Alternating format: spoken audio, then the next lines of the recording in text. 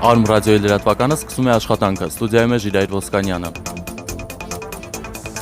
Իռլանդական դսկոր պարբերականն անդրադարձել է Իռլանդիայի Ավիվա մարզադաշտում կայանալիք Իռլանդիա-Հայաստան հանդիպմանը, վերլուծելով երկու թիմերի վերջին հանդիպումը, որը տեղի էր ունեցել 12 ամիս առաջ Երևանում։ Այն ժամանակ միայն Քեյթ Ֆեյի մեկ հիանալի գոլի շնորհիվ Իռլանդիան հաղթեց, գրում է պարբերականն իր խմբագրականում, նշելով, որ վերջին մի քանի ամիսներին Հայաստանի հավաքականի կարողությունները մի քանի անգամ մեծացել են եւ հնարավորություն ստանալու դեպքում կարող է հոդս ցնդեցնել Իռլանդիայի հույսերը։ Խմբային փուլում Հայաստանը 21 գոլ է խփել, ինչը 8-ով ավելի է, քան Իռլանդիայինը եւ 10-ով ավելի, քան Ռուսաստանինը։ Մյուս կողմից իր դարպաս բաց թողած գոլերի քանակով Հայաստանի հավաքականն ընդամենը 1-ով է ավել Իռլանդիայից, հիշեցնում է պարբերականը։ Պարբերականը նաեւ գրում է, որ ամենավտանգավորը Իռլանդիայի համար Հենրիխ Մխիթարյանն է, որը հավաքականի հաջողության գործում մեծ դեր է խաղացել։ Վերջում Իռլանդիայի պարբերականը եզրակացնում է. Հայաստանը հակագրոհներով լուրջ խնդիրներ առաջացրեց Իռլանդիայի համար առաջին խաղում։ Հայերը Դուբլին են եկել գիտակցելով, որ արդեն գերազանցել են սպասելիքները եւ կորցնելու բան չունեն։ Ոչ ոքին ձեռնտու է Իռլանդիային, բայց ոչնչից ապահովագրված չենք եւ հարկ է հիշել, որ Հայաստանը բացի Իռլանդիայից ունեցել է ընդամենը 1 պարտություն Մոսկվայում, գրում է պարբերականը։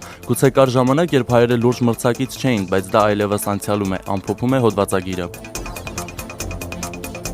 ԶԼՄ-ները պետք է լինեն 4-րդ իշխանություն, ինչը վերջին տարիներին չի նկատվում։ Այդուհանդերձ այդ իշխանությանը հասնելու ձգտումներ են դիտվում մասնավորապես մամուլի ու հեռուստաընկերությունների կողմից։ Իսկ 4-րդ իշխանություն դառնալու նախապայմաններից է մյուս ճյուղերից կախվածությունից ձերբազատվումը։ Մի շարք քաղաքական գործիչներ եւ լրագրողներ կազմակերպված կլոր սեղանի շուրջ փորձել են պարզել, թե ինչպիսի ազդեցություն ունեն զանգվածային լրատվամիջոցները հասարակության վրա, մանրամասնում է Սոնա Կարապետյանը։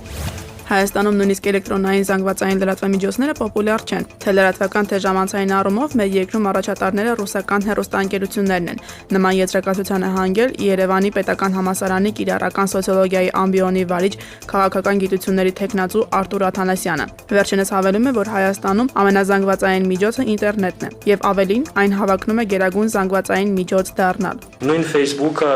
իր մասնակիցների տեսանկյունից հայաստանյան ամիս մոտավորապես 5000 նոր անդամ է ձեռք բերում։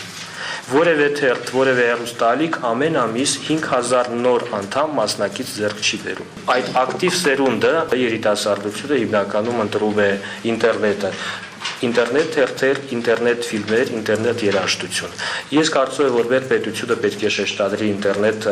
տեղեկատվությունը որպես ապագա ունեցող։ Կլոր սեղանին ներկա ՕԵԿ խմբակցության անդամ Հովհաննես Մարգարյանն էլ փաստում է, որ հասարակական քաղաքական կյանքում լրջագույն դերակատարություն ունենալով հանդերձ զանգվածային լրատվամիջոցները պետք է անաչառ լինեն։ Իսկ անաչառ լինելու համար առաջնայինը պաշտպանված լինելու զգացողությունն է։ Այս առումով թեև քայլեր են կատարվել, նույնիսկ օրենքի փոփոխություններ են ընդունվել, այդուհանդերձ դեռ քիչ չեն լրագրողական իրավունքների ոտնահարումների դեպքերը։ Այս մասին է վկայում նաև Հրապարակ թերթի խմբագիր Արմինե Օհանյանը։ Պոստատար, երբ որ մտնում է խմբագրություն, իմ սիրտը սկսում է արագ աշխատել, ես մտածում եմ հերթական նոր դատական հայցն է եկել խմբագրության հասցեին։ Եվ գիտեք, հիմա այնքան անորոշ, այնքան վատ ձևակերպումներով է այդ փոփոխությունը կատարվել, որ ոչ մի երաշխիք չկա եւ մեր աշխատանքը այնպիսի անորոշ, այնպիսի պղտոր դաշտում է հիմա ծավալվում, որ մենք չենք կարող նույնիսկ նախապես կանխատեսել, թե որ հոդվածի արդյունքում կարող ենք հայտնվել դատարանում։ Ի վերջո որոշ բանախոսներ նշում են այն փաստը, որ հասարակության վրա ամենևին հեշտ չէ ազդել։ Հասարակությունն ինքը արժեքային ամբողջություն է, որը ձևավորվում է տարիների դարերի ընթացքում եւ հեշտ չէ նրան փոփոխության ենթարկել։ Սոնա Կարապետյան, Արմ ռադիո։ Բիլբաոյում շարունակվում է մեծ սաղավարտի խաղարկությունը, որտեղ կայացան վերջին 9-րդ տուրի հանդիպումները։ Հայ գրոսմայստեր Լևոն Արոնյանը սպիտակներով առավելության հասավ հինդիկ Վիշվանաթան Անանդի նկատմամբ։ Արոնյանը 11 միավորով ընթանում է 4-րդ տեղում, նույնքան միավորով լավագույն եռյակը եզրափակում է Նակամուրան, 14 միավորով մրցաշարային աղյուսակը գլխավորում է Իվանչուկը։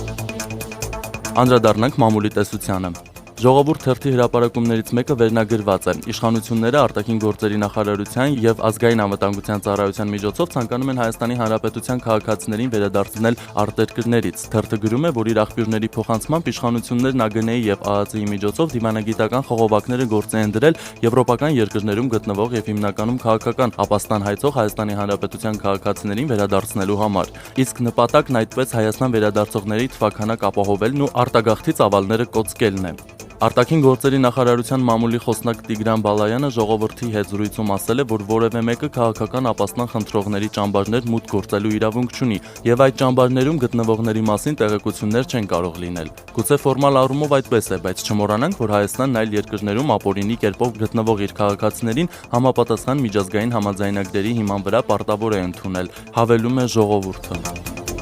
Հրապարակը գրում է, որ ԱԺՄ-ից ժամանակին անջատված 4 կուսակցություններ, որոնք կազմում են ազգային ժողովրդավարների շարժումը, որոշել են միավորել բարձր գաղափարների շուրջ, օգտագործելով տեխնիկական ներկա հնարավորությունները, ստեղծել համահայկական ազգ կազմակերպություն եւ դիմակայել հազարամյակի մարտահրավերներին։ Թերթին տված հարցազրույցում ԱԺԴ նախագահ Արշակ Սադոյանը հերքել է, թե դա վարչապետի պրոյեկտն է։ Դա իմ պրոյեկտն է։ Երբ արաբական աշխարհում Facebook-ը ռևոլյուցիա է անում, դուք պատկերացնում եք, ինչ հնարավորություններ հիմա կան։ Սադոյանը նաեւ խոսել է սմարթֆոններից ու պլանշետային հեռախոսներից։